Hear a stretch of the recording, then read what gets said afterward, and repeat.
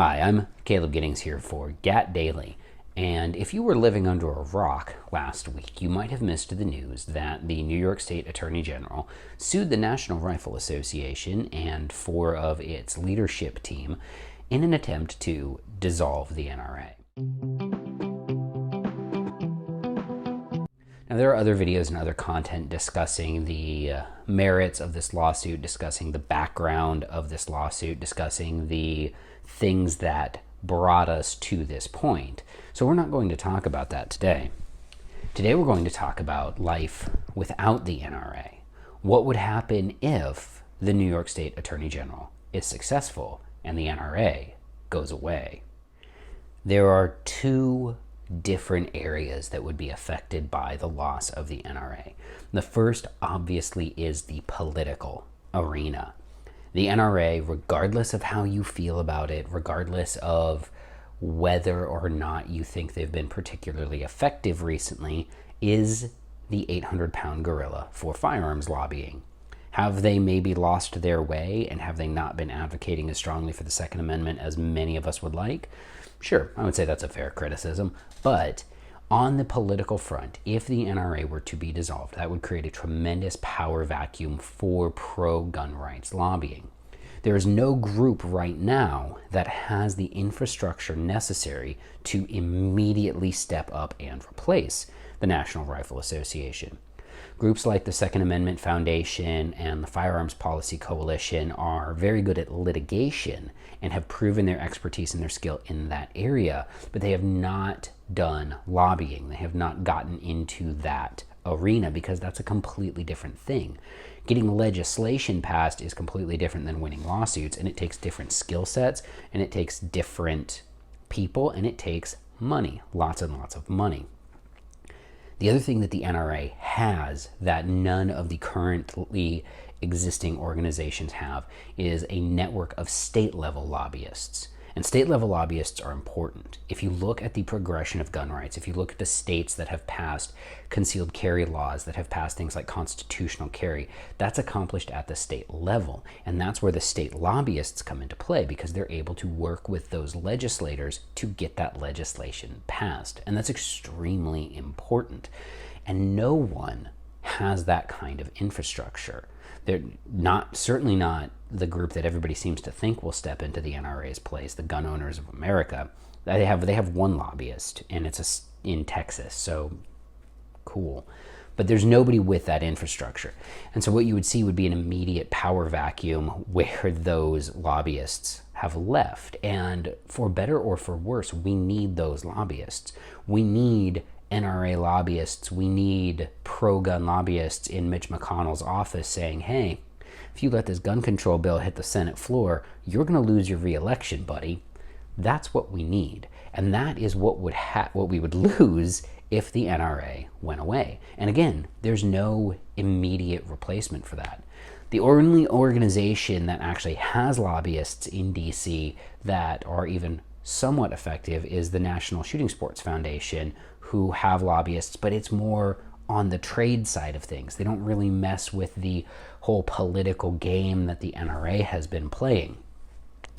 Now, if the NRA were to go away, all of the money that's being donated to them would still probably exist, in the sense that there would be powerful people who want to donate to pro-gun causes.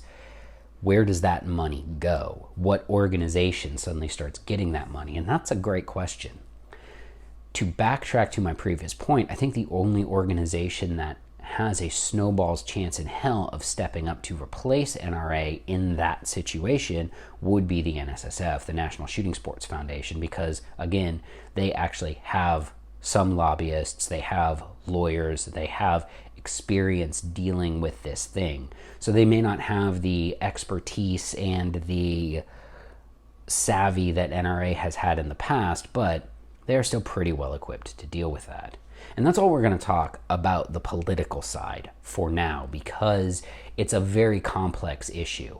The other thing that I want to talk about is what happens if the NRA goes away on the non-political side, on the shooting sports side. And this is important because many people think of the NRA as strictly a political organization, when in fact it's not. In fact, its primary mission has nothing to do with politics and everything to do with shooting sports, training, and education. Let's look at NRA instructors for an example. The NRA doesn't release numbers on how many people their instructors train every year, but that's not really the value of the NRA instructor certification, is NRA-based training.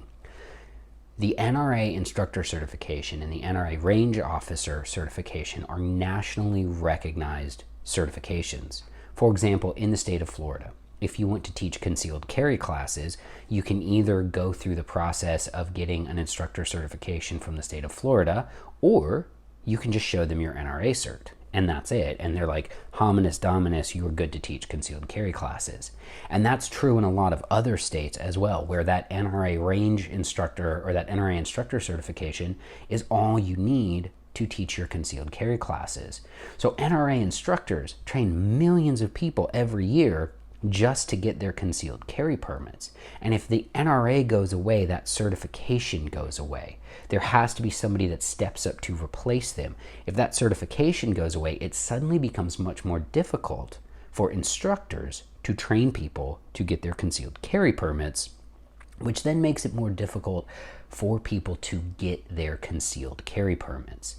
These are the downstream effects that I'm talking about that people don't understand, so that when a lot of people, especially like these super hardcore pro-gun people, of which I am one, are like, yeah, F the NRA, man, what have they done for us lately? Well, maybe not anything for you, but for the gun culture at large, they've done quite a bit. NRA instructors are a hugely important part of the NRA, and if they go away, NRA instructors go away. NRA range officer training goes away. NRA range officer training is the standardized RO training.